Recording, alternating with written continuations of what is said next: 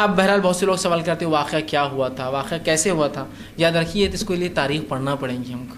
ہر چیز سننے سنانے سے معاملہ نہیں ہوتا ہے. کچھ چیزوں کو ہم کو جاننا پڑے گا، کچھ چیزوں کو ہم کو سمجھنا پڑے گا. لیکن اتنی بات تو بتا دو، جتنا آؤٹ پروپورشن میں اس واقعے کو ہم نے لیا اتنا شاید کسی حالات، کسی شہادت، کسی واقعے کو نہیں لیا. ہمیں بھی غم ہے اس شہادت کا، لیکن ہمارے پاس ایسے شہیدوں کی فہرست موجود ہے. کس کس کے لیے میں آنسو بہاؤں گا. یہاں تو اس امت میں ہزاروں اور ہزاروں لاکھوں ہیں. آدم علیہ السلام کے بعد سے لے کر رسول اللہ صلی اللہ علیہ وسلم کی زندگی تک کئی شہادتیں، آپ صلی اللہ علیہ وسلم زندگی کی بعد سے لے کر آج تک کئی شہادتیں، اور قیامت تک لوگ جو ہے ایسی شہادتیں دین اور اسلام کے لیے دیتے رہیں گے. کس کس کا غم مناؤں گا میں؟ تو شریعت نے کہا 3 دن منا، معاملہ ختم ہو گیا. خوشی منانا ہے 2 دن منا، 2 عید ہے، تم کو معاملہ ختم ہو گیا. باقی عام دن ہے بس. ہاں یہ الگ بات ہے کہ میرے اعمال اس دن کو منحوس یا اچھا بناتے ہیں، وہ الگ. ہر آدمی کے فرداً اعمال اس کے لیے وہ دن اچھا ہے، وہ دن برا کرتے ہیں. اعمال برے ہوں گے تو اللہ برے حالات پیدا کریں گے، اعمال اچھے ہوں گے تو اچھے حالات پیدا کریں گے اللہ تعالیٰ. تو کسی ایک قوم کے لیے برے حالات پوری امت کے لیے تو نہیں ہو سکتے. تو بہرحال جس انداز سے یہ سب کیا گیا. اب آئیے حقیقت میں محرم کی فضیلت کیا ہے؟ بہت مختصر ہے، بتا دو. پہلی فضیلت محرم کی، سورہ توبہ سورہ نمبر 9 آیت نمبر 36. یہ محرم احترام والا مہینہ ہے، محترم مہینہ ہے، حرمت والا مہینہ ہے. پہلی فضیلت اس کی یہ کہ یہ 4 محترم مہینوں میں سے ایک ہے. اس مہینے کی دوسری فضیلت آئی. اس مہینے کی دوسری فضیلت یہ ہے، آپ صلی اللہ علیہ وسلم فرماتے ہیں، اور حدیث میں الفاظ اس طرح سے ہیں. آپ صلی اللہ علیہ وسلم فرمایا، صحیح مسلم کی روایت، آپ نے فرمایا افضل الصیام بعد رمضان شہر اللہ المحرم. سب سے افضل روزہ رمضان کے بعد وہ اللہ کے مہینے محرم کا ہے.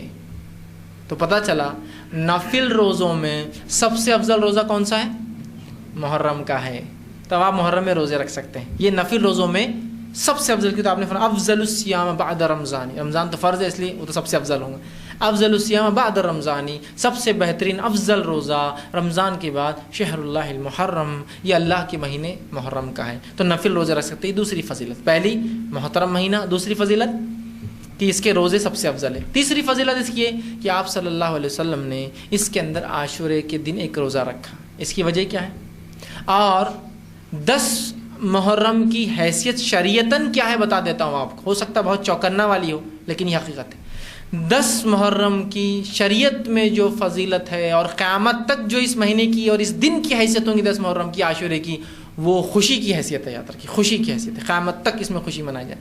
آپ بولیں گے کیوں؟ آئیے واقعہ سنیے. نبی اکرم صلی اللہ علیہ وسلم ہجرت کر کے مدینہ پہنچے. مدینہ میں آپ نے دیکھا لوگ یہودیوں سے جب پالا پڑا آپ کا معاملات ہوئے تو دیکھا یہ 10 محرم کو روزہ رکھتے ہیں عاشورے کا. آپ نے کہا کہ یہودی کیوں روزہ رکھتے ہیں 10 محرم کا؟ ابو موسیٰ اشعری رضی اللہ عنہ فرماتے رسول اللہ صلی اللہ علیہ وسلم ہم سے خطاب کیا اور پوچھا یہ یہودی اس دن روزہ کیوں رکھتے ہیں؟ ہم نے کہا اللہ کے رسول یہ اس دن روزہ اس لیے رکھتے ہیں کہ ان کا یہ کہنا ہے کہ اس دن اللہ رب العزت نے موسیٰ علیہ السلام کو اور بنی اسرائیل کو فرعون کے شکنجے سے نجات دی تھی، اور موسیٰ علیہ السلام نے شکرانے کا روزہ رکھا تھا. لہٰذا بنی اسرائیل جو یہودی تھے وہ شکرانے کا روزہ رکھتے ہیں، اپنی عورتوں کو زیورات پہناتے ہیں اور عید کے جیسا اس دن کو مناتے ہیں. تو آپ صلی اللہ علیہ وسلم فرمایا اگر یہ بات درست ہے تو موسیٰ پر ان سے زیادہ ہمارا حق ہے. ہم مسلمان ہیں، اب یہ تو یہودی بن گئے، تو موسیٰ پر ان سے زیادہ ہمارا حق ہے.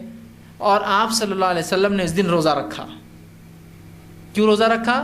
موسیٰ علیہ السلام پچھلے مسلمانوں کی آزادی پر آپ نے خوشی منائی. کس دن خوشی منائی؟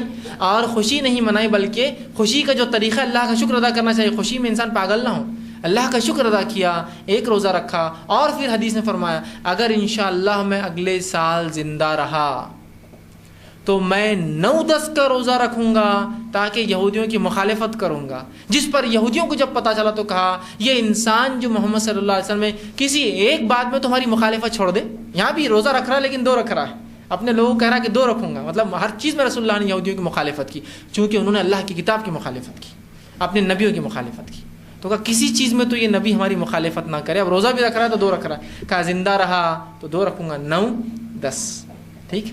اور آپ نے پھر تیسری ایک روایت صحیح مسلم کی فرمایا اس دن کا روزہ جو انسان 9-10 کا روزہ رکھے تو اس کے تعلق سے آپ نے فرمایا اس کا ثواب یہ ہے پچھلے 1 سال کے گناہوں کا کفارہ ہے، گناہ صغیرہ کا. اس کی فضیلت بھی ہے. تو 9-10 کا روزہ سنت ہے، 9-10 کا روزہ بھی یاد رکھے سنت ہے، اور یہودیوں کی مخالفت میں اگر آپ 9 کا نہ بھی رکھ سکے تو 10 اور 11 کا ضرور رکھیے تاکہ مخالفت ہو. تو 9-10 کا یا 10-11 زیادہ افضل تو 9-10 سے یاد رکھے، کیونکہ تو آپ صلی اللہ علیہ وسلم نے کہا تھا اگر زندہ رہا تو 9-10 کا رکھو، تو افضل یہ ہے. لیکن اگر 9 کا نہ بھی رکھ سکیں، بہرحال 9-10 اورنگ آباد کے اور ہندوستان کے اعتبار سے کل اور پرسوں ہونے والی ہے، تو آپ کل اور پرسوں ضرور کوشش کریں کہ یہ 2 دن روزہ رکھے، کل کا اور پرسوں کا، اور نہ ہو سکے کل تو پھر پرسوں اور ترسوں کا ضرور رکھیں. اس کا ثواب کیا ہے؟ انشاءاللہ آپ نے فرمایا یہ 1 سال کے پچھلے گناہوں کا جو گیا سال کفارہ ہے، اس سے مراد گناہ صغیرہ ہے، یاد رکھیے. سمجھ رہے بات کو؟ بس یہی تھی اس دن کی فضیلت. اور شرعی اعتبار سے قیامت تک کے لیے عاشورہ 10 محرم خوشی کا دن ہے، کہ تو نبی اکرم صلی اللہ علیہ وسلم نے جو منایا وہی چیز ہوں گی، یاد رکھیے. آپ کوئی برے سے برا واقعہ اس اچھائی کو، اس خوشی کو، اس شکر کے روزے کو تبدیل نہیں کر سکتا، یاد رکھیے. پھر چاہے 10 کو حسین رضی اللہ عنہ کی شہادت ہوئی ہو، یا اس کے علاوہ اور بھی دیگر صحابہ کی ہوئی ہو. اب کی تو اور بھی صحابہ جو 10 کو مارے گئے، صرف یہ اکیلے نہیں ہیں. اب کوئی تبدیلی نہیں آئیں گی. تو شریعت کی روح سے 10 محرم خوشی کا دن ہے، موسیٰ علیہ السلام اور بنی اسرائیل کی آزادی کا، ہم سے پہلے مسلمانوں کی آزادی کا دن ہے. تو شکرانے میں ہم بھی روزہ رکھتے ہیں، اور ہم اس لیے رکھتے ہیں کہ رسول اللہ صلی اللہ علیہ وسلم نے رکھا، لہٰذا ان کی سنت کو ہم عمل کرتے ہیں، لہٰذا ہم بھی ثواب کے مستحق ہوتے ہیں. تو یہ دن شریعت کے روح سے قیامت تک کے لیے خوشی کا دن ہے، شکرانے کا دن ہے، اور پچھلے مسلمانوں کی آزادی کا دن ہے.